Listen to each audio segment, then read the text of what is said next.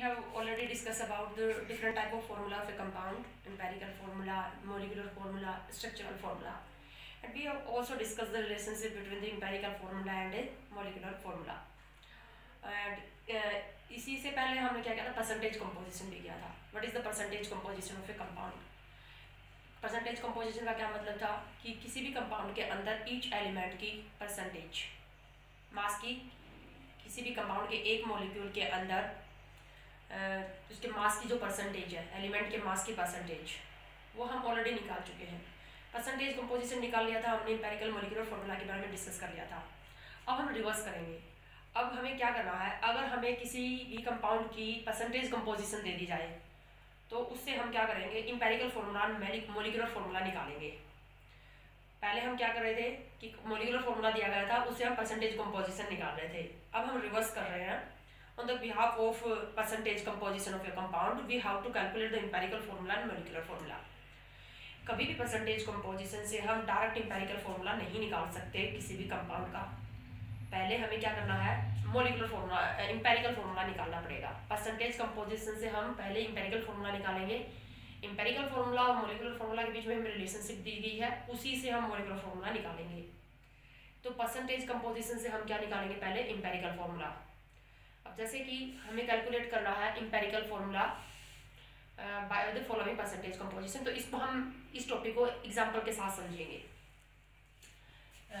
Calculate empirical formula by percentage composition.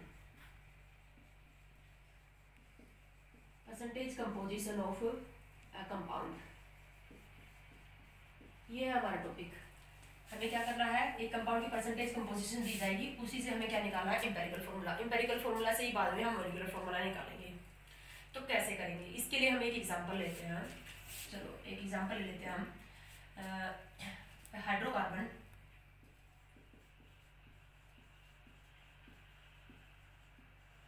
Has following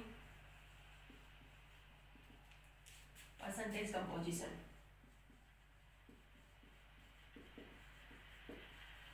एक hydrocarbon है. Hydrocarbon क्या होते हैं, ऐसे कंपाउंड जो सिर्फ कार्बन और हाइड्रोजन से मिलकर बने हैं. तो उसका परसेंटेज कंपोजिशन हमें दिया गया है. Carbon 80% and hydrogen 20%. फर्स्ट कह रहा है calculate its empirical formula. First कह रहा है इसकी एम्पिरिकल फार्मूला कैलकुलेट करो. Second, if it's vapour density, if its vapor density is 15, calculate its molecular formula. अगर वेपर डेंसिटी 15 दी गई है तो मॉलिक्यूलर फार्मूला भी निकालो. तो सबसे पहले हमारा काम क्या, परसेंटेज कंपोजिशन से एम्पिरिकल फार्मूला. तो परसेंटेज, अब एम्पिरिकल फार्मूला का मतलब क्या है. एम्पिरिकल फार्मूला मैंने आपको कल बताया था. एम्पिरिकल फार्मूला हमें क्या बताता है, ये हमें किसी भी कंपाउंड के एक मॉलिक्यूल के अंदर एटम्स के सिंपलेस्ट रेशियो के बारे में बताता है. किसी भी कंपाउंड के एक मॉलिक्यूल के अंदर डिफरेंट एलिमेंट्स के एटम्स के सिंपलेस्ट रेशियो भी किसमें होना चाहिए, इंटीजर में होना चाहिए. सिंपलेस्ट रेशियो ऐसा नहीं कि फ्रैक्शनल में होना चाहिए. So empirical formula tell us the simplest whole number ratio of atoms in one molecule of given compound. Simplest different elements के एटम्स के सिंपलेस्ट रेशियो के बारे में बताता है एम्पिरिकल फार्मूला. और जो मोल्स का जो रेशियो आएगा वही रेशियो एटम्स का भी होता है. तो यहाँ पर हम क्या करेंगे, जो हमें परसेंटेज कंपोजिशन दिया गया है, ये परसेंटेज कंपोजिशन किसका दिया गया है, मास का दिया गया है. तो यहाँ से हम मोल निकालेंगे. और मोल का हमें क्या करना है, जो डिफरेंट हमें एलिमेंट्स दिए गए हैं उनका हमें सिंपलेस्ट, उनके मोल का सिंपलेस्ट मोल नंबर रेशियो निकालना है. सिंपलेस्ट रेशियो मोल का निकाल लेंगे और वो रेशियो भी सिंपलेस्ट होगा. सिंपलेस्ट होने के साथ साथ क्या होगा, वो नंबर होगा, इंटीजर में ही होगा. हमें क्या करना है कि डिफरेंट जो हमें एलिमेंट्स दिए गए हैं उनका जो परसेंटेज कंपोजिशन दिया गया उसकी हेल्प से हम क्या निकालेंगे, मोल. और फिर मोल का हम सिंपलेस्ट मोल नंबर रेशियो निकाल लेंगे. सिंपलेस्ट मोल नंबर रेशियो जो मोल का होता है वही एटम्स का होता है, और इंपेरिकल फॉर्मूला क्या होता है, वो फॉर्मूला जो हमें डिफरेंट एलिमेंट्स के सिंपलेस्ट मोल नंबर रेशियो के बारे में बताता है। तो हमें क्या करना है, सबसे पहले ये जो परसेंटेज कंपोजिशन दिया गया है, सपोज करो कि हमारे पास कंपाउंड है 100 ग्राम, 100 ग्राम कंपाउंड है। परसेंटेज का मतलब यही होता है 100 में से, तो हमारे पास टोटल कंपाउंड कितना है, 100 ग्राम है। कौन कार्बन, कोई हाइड्रोकार्बन है ये, जिसका हमें कंपोजिशन दिया गया है हाइड्रोकार्बन। सपोज करो ये हमें कितना दिया है, 100 ग्राम। अगर 100 ग्राम दिया गया है तो इसमें कार्बन कितना है, 80 ग्राम, और इसमें हाइड्रोजन कितना है, 20 ग्राम। कार्बन 80 ग्राम और हाइड्रोजन 20 ग्राम है, इसका यही मतलब है 80% और 20%। अब यहाँ से हम क्या करेंगे, मोल निकाल लेते हैं। मोल कैसे निकालते हैं, अमाउंट दी होती है तो जो हमें गिवन मास दिया गया है upon atomic mass. Atomic mass of carbon is 12, in the same way the given amount of hydrogen is 20 gram and its atomic mass is 1। तो मोल आ गए हमारे पास हाइड्रोजन के 20, हाइड्रोजन के मोल आ गए 20, और मोल हमारे पास किसके आ गए, ये कार्बन के। तो मोल आ गए ये कार्बन के कितने, इसी को हम थोड़ा सिंप्लीफाई कर ले तो 4 से हम इसको डिवाइड कर दे तो हमारे पास ये 20/3 आ जाएगा। ये मोल आ गए किसके, मोल कार्बन के, और मोल हाइड्रोजन आ गए हमारे पास 20। अब हमें क्या करना है, ये जो कार्बन और हाइड्रोजन दो ही टाइप के एलिमेंट है, कार्बन और हाइड्रोजन हाइड्रोकार्बन के अंदर, इनके मोल के रेशियो को सिंपलेस्ट, सबसे सिंपल करना है। सबसे सिंपल मोल रेशियो में इसको कन्वर्ट करना है। तो मोल रेशियो ले लेते हैं, मोल रेशियो। तो ये कार्बन और ये हाइड्रोजन, कार्बन के मोल है हमारे पास 20/3 और हाइड्रोजन के है 20। ये रेशियो सिंपल नहीं है। इस रेशियो को सिंपल में कन्वर्ट करने के लिए हम क्या करेंगे, हमारे पास क्या आ जाएगा, 20 से हम इसको डिवाइड कर देते हैं, डिवाइड बाय 20 से डिवाइड कर दोगे यहाँ पर तो ये 20 से डिवाइड हो जाएगा, ये 20 से डिवाइड हो जाएगा, तो ये कैंसिल आउट हो जाएगा। तो ये 1/3 हो जाएगा और ये क्या हो जाएगा 1/3 और 1। ये भी सिंपल नहीं है, मतलब ये क्या होल नंबर में नहीं है, ये फ्रैक्शनल आएगा। तो हमें सिंपल भी चाहिए और कैसा चाहिए, इंटीजर चाहिए, फ्रैक्शनल वैल्यू चाहिए। तो ये हमारे पास सिंपल तो है, लेकिन ये क्या है, अभी इसको और ज्यादा हम इसको फर्दर सिंप्लीफाई करके इसको होल नंबर में कन्वर्ट कर लेंगे। तो अब हम फर्दर क्या करेंगे, 3 से मल्टीप्लाई कर लेते हैं दोनों साइड। 3 से इधर मल्टीप्लाई करोगे और 3 से इधर मल्टीप्लाई करोगे तो ये क्या हो जाएगा 1:3। तो ये अब हमारे पास कार्बन और हाइड्रोजन के मोल का रेशियो सिंपल भी आ गया, इससे ज्यादा सिंप्लीफाई नहीं हो सकता, और होल नंबर में भी आ गया। तो इंपेरिकल फॉर्मूला का मतलब समझ जाओ। इंपेरिकल फॉर्मूला का मतलब क्या है, simple whole number ratio of atoms या simple whole number ratio of mole, एक ही बात है। तो हमारा काम क्या था, इंपेरिकल फॉर्मूला निकालना। यानी कि इंपेरिकल फॉर्मूला हमने कैसे निकाल लिया, जो डिफरेंट एलिमेंट के परसेंटेज कंपोजिशन दिया था, उस परसेंटेज को हमने उनका मास माना। 100 में से ये जितनी परसेंटेज दी गई उतना ग्राम वो एलिमेंट प्रेजेंट है। फिर हमने जो परसेंटेज को मास बना के उनके एटॉमिक मास से डिवाइड किया, एटॉमिक मास से डिवाइड करके हमने क्या निकाल लिए, मोल। फिर हमने मोल का रेशियो लिया, और मोल के रेशियो को हमें किस में कन्वर्ट करना है, सिंपल होल नंबर रेशियो में कन्वर्ट करना है। तो ये आ गया इंपेरिकल फॉर्मूला। यानी कि इस कार्बन कितना है इसके अंदर 1 और हाइड्रोजन कितना है 3। तो इसी को मैं क्या लिख सकती हूँ, CH3। CH3 क्या आ गया, इंपेरिकल फॉर्मूला। इंपेरिकल फॉर्मूला आ गया इसका CH3। अब इंपेरिकल फॉर्मूला से ही क्या निकालते हैं, इंपेरिकल मास। इंपेरिकल फॉर्मूला से क्या निकाल जाएगा, इंपेरिकल मास। इंपेरिकल मास कैसे आ जाएगा, एटॉमिक मास का सम कर देंगे 12 प्लस एक हाइड्रोजन का 1 होता है 3 है, तो ये आ जाएगा 15। इंपेरिकल फॉर्मूला से क्या निकाल लिया, इंपेरिकल मास, ये आ गया 15। तो इसने हमसे पूछा था इंपेरिकल फॉर्मूला, इंपेरिकल फॉर्मूला आ गया CH3 और इंपेरिकल मास आ गया 15। उसके बाद नेक्स्ट पार्ट में ये कह रहा है कि इसने वेपर डेंसिटी दे रखी है इस कंपाउंड की 15, और इसी के व्याप के ऊपर हमें इस कंपाउंड का क्या निकालना है, मॉलिक्यूलर फॉर्मूला। अब हमें निकालना है मॉलिक्यूलर फॉर्मूला। कल हमने इंपेरिकल फॉर्मूला और मॉलिक्यूलर फॉर्मूला के बीच में एक रिलेशनशिप ली थी।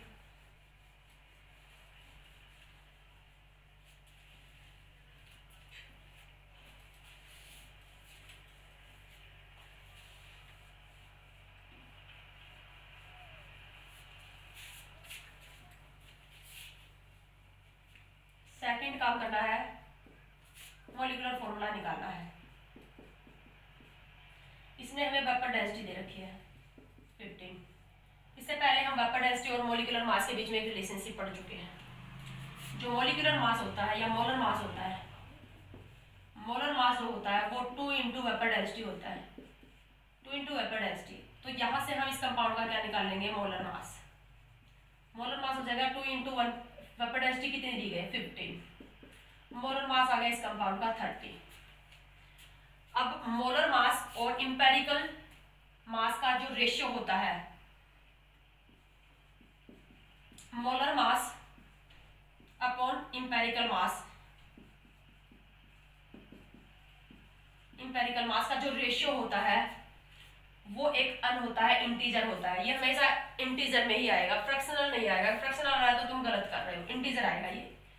तो ये हमें अन निकाल लेंगे यहाँ से। मोलर मास हमने वेपर डेंसिटी से निकाल लिया, वेपर डेंसिटी को 2 से मल्टीप्लाई किया तो मोलर मास आ गया 30। और इंपेरिकल मास अभी हमने इंपेरिकल फॉर्मूला से निकाला था, इंपेरिकल फॉर्मूला हमारे पास CS3 है तो इसका मास आएगा 15। तो ये जो रेशियो है ये हम लेंगे तो ये है हमारे पास 30/15। तो अन की वैल्यू आ गई हमारे पास 2, यानी कि अन हमारे पास क्या आ गया 2। अब हमें निकालना है मॉलिक्यूलर फॉर्मूला। तो मॉलिक्यूलर फॉर्मूला जो होता है वो अन इंटू इंपेरिकल फॉर्मूला होता है। मॉलिक्यूलर फॉर्मूला क्या होगा, अन इंटू इंपेरिकल फॉर्मूला। अन हमने निकाला मोलर मास अपॉन इंपेरिकल मास।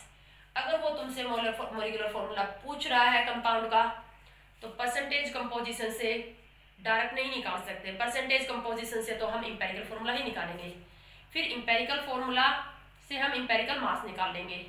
फिर अगर वो हमसे मॉलिक्यूलर फॉर्मूला भी पूछ रहा है तो या तो वो हमें मॉलिक्यूलर मास देगा या फिर मॉलिक्यूलर मास नहीं देगा, वेपर डेंसिटी देगा कंफ्यूज करने के लिए। तो जैसे कि यहाँ पर दिया था वेपर डेंसिटी दे दी इसने, तो वेपर डेंसिटी को मैंने 2 से मल्टीप्लाई कर दिया, ये मोलर मास आ गया। और मोलर मास और इंपेरिकल मास का रेशियो आएगा अन, क्योंकि देखो इसके बगैर तो अन के बगैर तो हम मॉलिक्यूलर फॉर्मूला निकाल ही नहीं सकते। यही रिलेशनशिप है मॉलिक्यूलर फॉर्मूला और इंपेरिकल फॉर्मूला में। ये अन आएगा एक इंटीजर, ये किस किस का रेशियो है, मोलर मास और इंपेरिकल मास। तो या तो वो तुम्हें क्वेश्चन में साथ में मोलर मास देगा या वेपर डेंसिटी देगा इसके लिए। तो अन की वैल्यू होगी 2 और इंपेरिकल फॉर्मूला आया था हमारा, क्या आया था, CH3 आया था। यानी कि 2 से इसको मल्टीप्लाई करोगे, 2 से मल्टीप्लाई करोगे तो C2H6। तो इस हाइड्रोकार्बन का मॉलिक्यूलर फॉर्मूला आ गया C2H6। और आपको पता है 10th क्लास में आपने पढ़ा है कौन सा हाइड्रोकार्बन है, ये इथेन। नाम क्या है इस हाइड्रोकार्बन का, इथेन। तो इस तरह से हमने क्या किया है, हमने जो परसेंटेज कंपोजिशन दिया था उसको 100 ग्राम कंपाउंड में से उस परसेंटेज को हमने माना कि इतना ग्राम, 100 ग्राम में से इतना ग्राम ये एलिमेंट दिया, ये दिया है। फिर वो गिवन मास बना के, परसेंटेज को गिवन मास बना के हमने क्या निकाल लिया, एटॉमिक मास से डिवाइड करके मोल निकाल लिया। फिर उन मोल का हमने रेशियो लिया। और मोल का कौन सा रेशियो लेना है, सिंपलेस्ट, सबसे सिंपलेस्ट, और इंटीजर में लेना, वोल नंबर में लेना है। तो मोल का सिंपलेस्ट वोल नंबर जो रेशियो आएगा वही होगा आपका इंपेरिकल फॉर्मूला। हम थोड़ी और प्रैक्टिस कर लेते हैं इस क्वेश्चन को सॉल्व करने के लिए।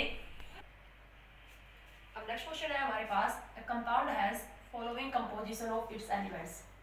कंपाउंड के अंदर एलिमेंट्स का कंपोजिशन है, carbon 40%, hydrogen 6.6% and oxygen 53.34%।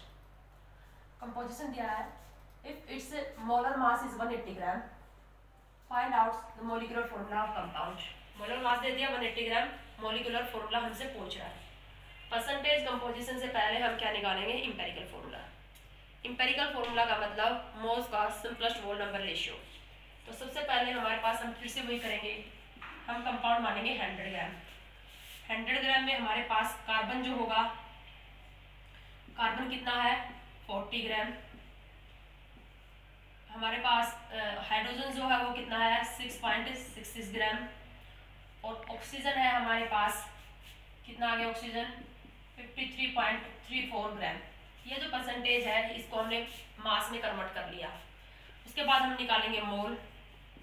Mole carbon के कैसे निकालोगे, given mass upon its atomic mass. इसी तरह से हाइड्रोजन के मोल निकालेंगे, मोल hydrogen given mass upon its atomic mass. Atomic mass लेना है, हाइड्रोजन का 1 होता है।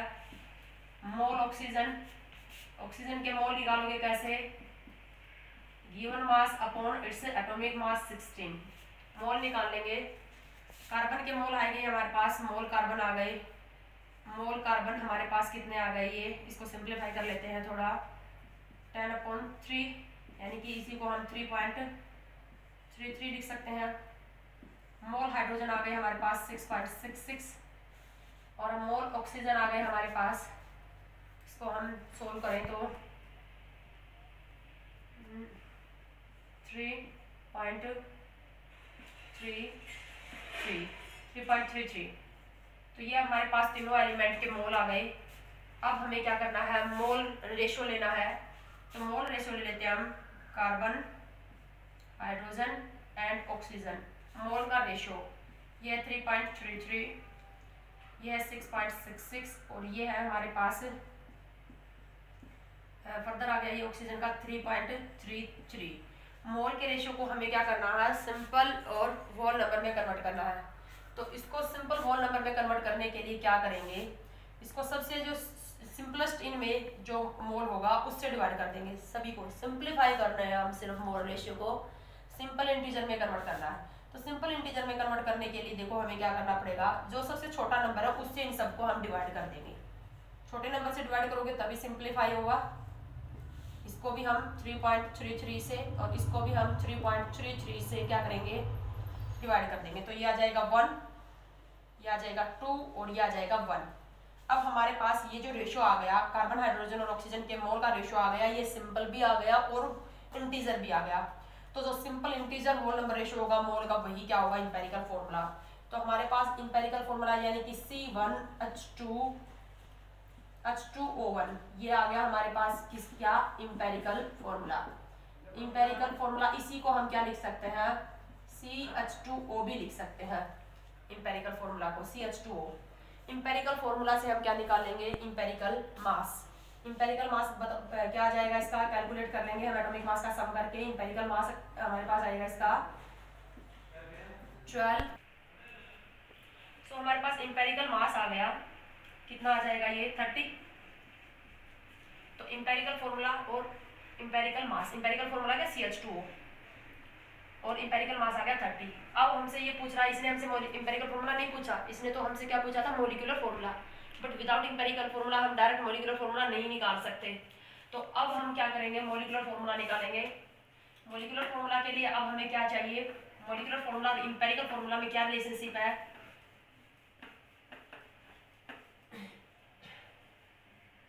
Molecular formula is equal to n into empirical formula.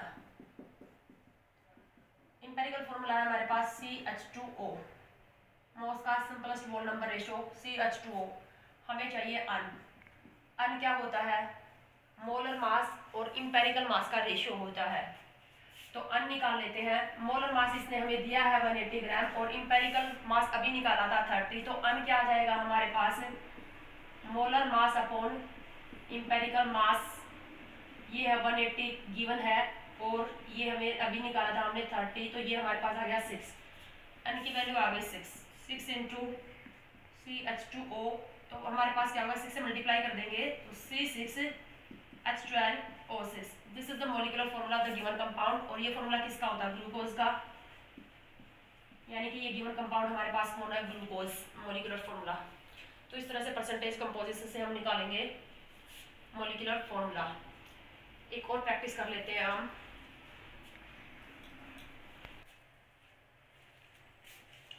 हमें क्वेश्चन दिया गया है, an oxide of nitrogen has nitrogen 26% and oxygen 74%.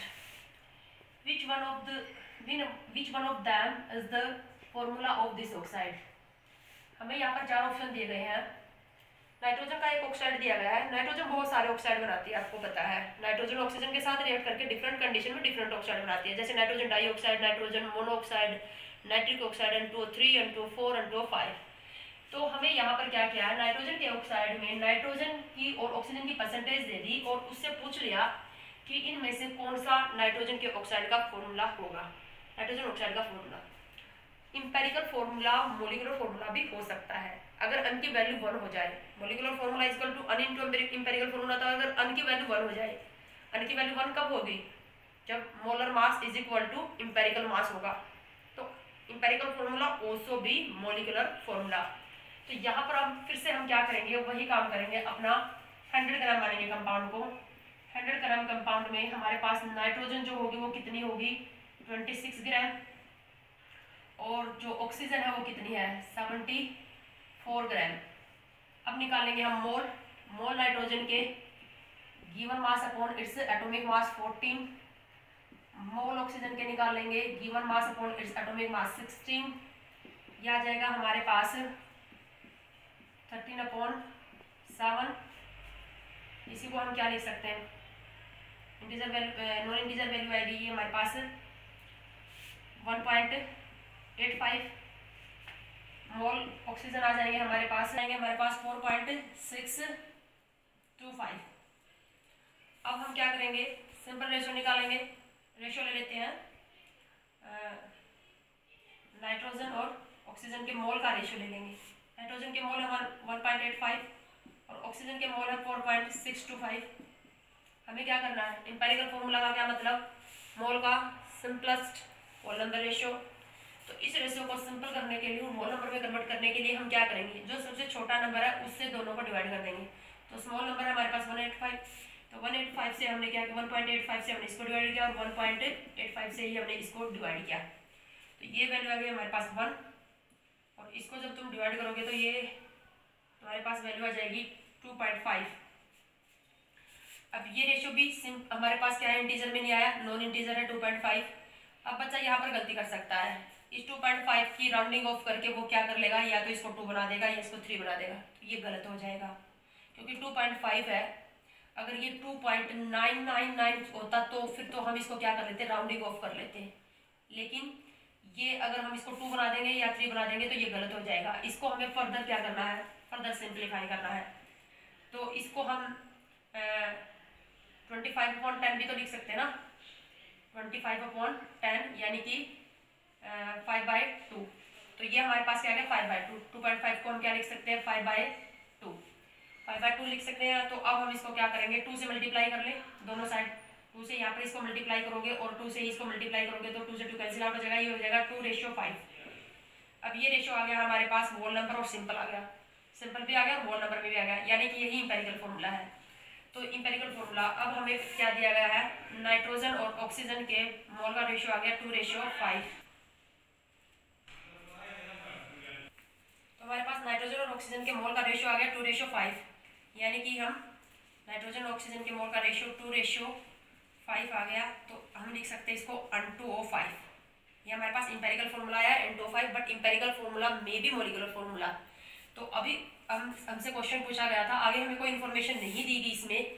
अगर वो हमसे इंपेरिकल फॉर्मूला मॉलिक्यूलर फॉर्मूला नहीं होता तो वो हमें या तो मॉलिक्यूलर मास देता या वेक्टर डेंसिटी देता। अगर कुछ भी इन्फॉर्मेशन नहीं दी गई है, इट मीन इंपेरिकल फॉर्मूला ही इसका क्या होगा, मॉलिक्यूलर फॉर्मूला। तो यहाँ पर हमारे पास क्या है, इसने पूछा था कि इनमें से कौन सा इस ऑक्साइड का फॉर्मूला है, तो इसका राइट आंसर